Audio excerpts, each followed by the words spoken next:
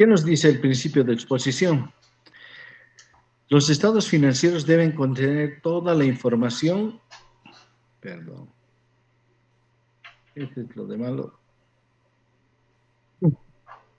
deben contener toda la información y discriminación básica y adicional que sea indispensable para una adecuada interpretación de la situación financiera y de los resultados económicos del ente a que se refiere. Ese principio fundamentalmente expresa que la labor de la contabilidad es mostrar toda la información generada en la gestión resumida en los estados financieros. No se puede segregar algunas operaciones, tal vez porque son muy complejas o porque no están plenamente respaldadas o porque van a aumentar la utilidad de la empresa. En esas circunstancias no podemos sesgar la información, escoger qué información tenemos que incluir y qué información no tenemos que incluir. El principio de exposición nos indica que debe contener toda la información y discriminación básica y adicional necesaria para que los estados financieros puedan ser utilizados como un elemento para la toma de decisiones. Estableciendo fundamentalmente los resultados económicos que se generan en la gestión. El principio de exposición, también denominado revelación suficiente, implica formular los estados financieros en forma comprensible para los usuarios. Lo que quiere decir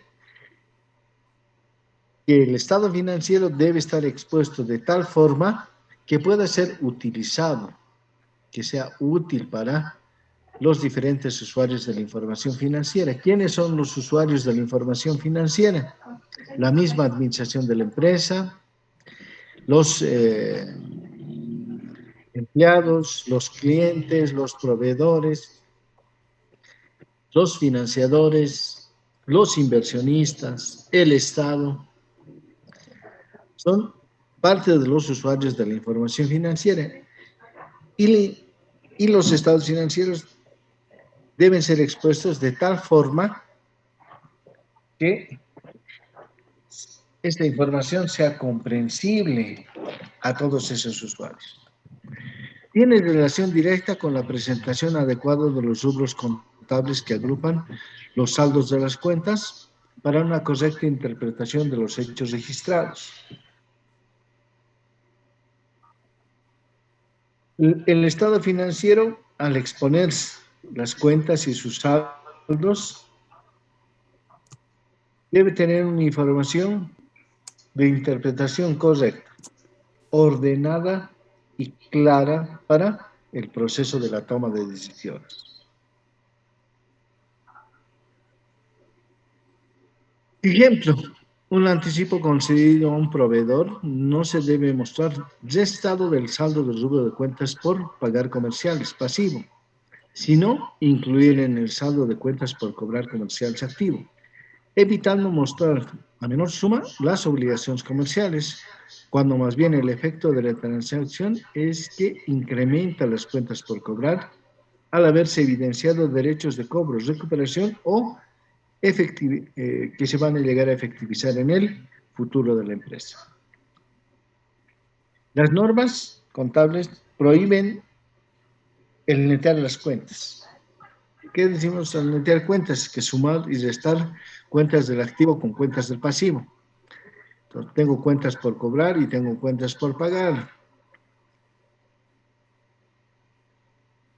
Neteo los saldos y tengo más cuentas por cobrar, entonces solamente muestro las cuentas por cobrar para que vean que ya no tengo cuentas por cobrar. Eso está en contra de lo que establece el principio de exposición. No estamos mostrando una información clara y veraz sobre la situación financiera en la cual se encuentra la empresa. Estamos sesgando la información, estamos queriendo orientar el punto de vista de los usuarios de la información financiera. Y eso no se debe hacer porque va en contra de este principio. El capítulo 2 de la norma de contabilidad número 1 nos indica que las acciones de los organismos profesionales y oficiales de la doctrina contable y, en ciertos casos, de la jurisprudencia, han contribuido a la formación de reglas que los contadores aceptan y utilizan en la contabilización de operaciones que afectan al patrimonio de los entes. La norma de contabilidad número 1, al contener toda la estructura de los principios de contabilidad generalmente aceptados, en su segunda parte nos indica que la doctrina contable se ha diseñado de tal forma que los contadores deben enmarcarse a las normas y procedimientos establecidos en los principios para que de esta manera se pueda llegar a tener un parámetro o un estándar de presentación de la información contable. No solamente de la empresa, sino de todas las empresas. Aquí les muestro un pequeño esquema de lo que tenemos en las normas internacionales de información financiera. La empresa no es una isla, no actúa por separado, más al contrario, siempre interactúa con el entorno. Y tenemos que ver cuál es el objetivo de hacer contabilidad. Establecer y mostrar fundamentalmente la situación financiera y patrimonial en la cual se encuentra la empresa.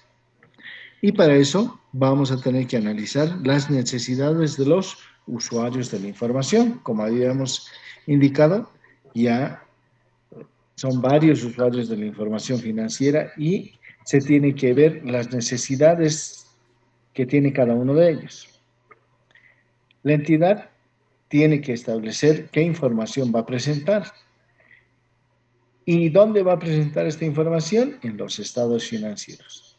Y los estados financieros delimitan la información financiera que se va a mostrar a los diferentes usuarios. Dentro de los objetivos de los estados financieros tenemos dos columnas principales que son las hipótesis fundamentales de la contabilidad. Nosotros los hemos conocido como parte de los principios de contabilidad. En la normativa internacional se las llama hipótesis fundamentales. Y tenemos dos, que es la hipótesis del devengo contable y la hipótesis del negocio en marcha.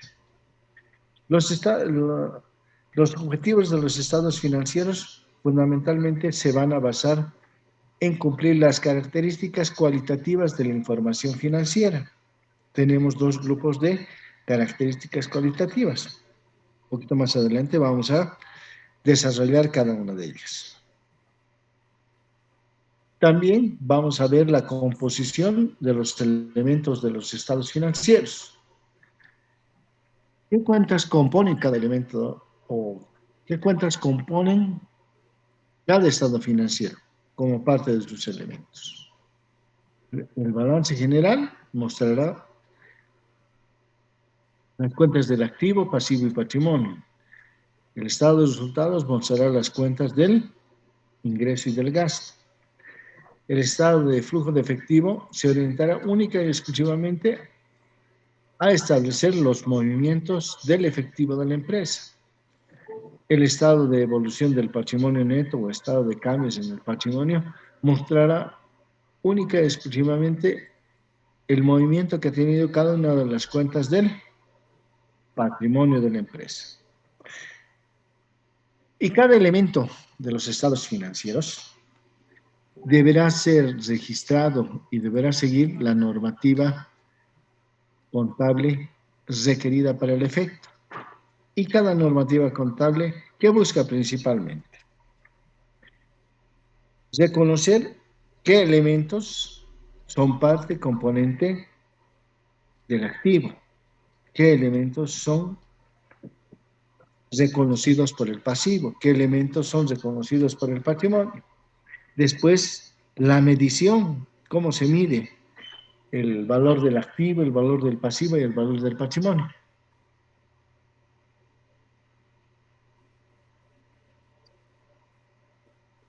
Y posteriormente, la revelación. ¿Qué se va a revelar de la información financiera de cada elemento de los estados financieros? Entonces, toda la normativa internacional, tanto las NICs como las NIFs, van a centrar su legislación en el reconocimiento, la medición y la revelación de los elementos de los estados financieros. Y nos vamos a apoyar fundamentalmente en los conceptos de capital y mantenimiento de capital. Si hay un capital financiero a mantener o hay un capital físico a mantener. ¿Y qué modelo de mantenimiento de capital utiliza la empresa para la formulación de los estados financieros? Con este esquema habíamos visto la estructura general de la normativa internacional. Vemos ahora las características cualitativas. Hay características cualitativas primarias, que las tenemos aquí arriba, y las características cualitativas secundarias. ¿Cuáles son las características cualitativas primarias? Una es la comprensibilidad. El estado financiero tiene que ser comprensible para todos los usuarios de la información financiera. Relevante, útil, libre de sesgos y prejuicios, de distorsiones enfocadas en la materialidad.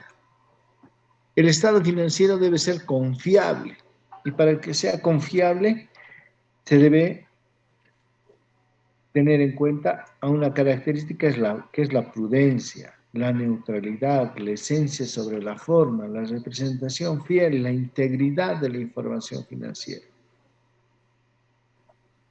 Todos estos elementos los hemos ido conociendo nosotros como principios de contabilidad. En la normativa internacional son parte de las características cualitativas, primarias y secundarias. Por ejemplo, la integridad es el principio de exposición. Se debe mostrar de manera integral.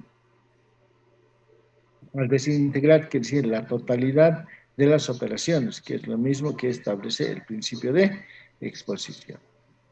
Prudencia también lo tenemos como parte de los principios y es una característica cualitativa que posee la información financiera.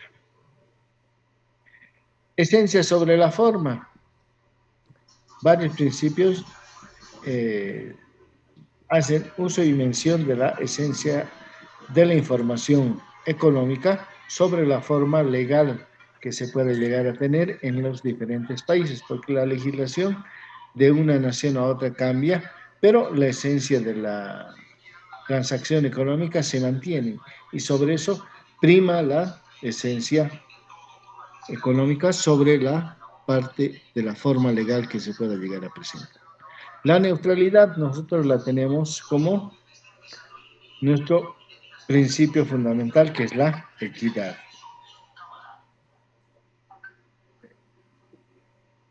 Entonces, estas son las características cualitativas que nosotros la hemos tomado como parte de los principios.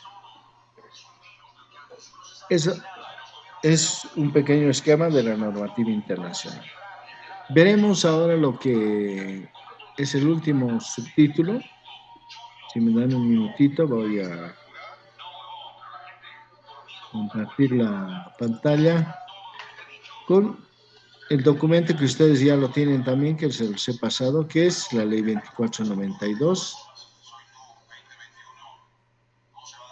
En su artículo 5,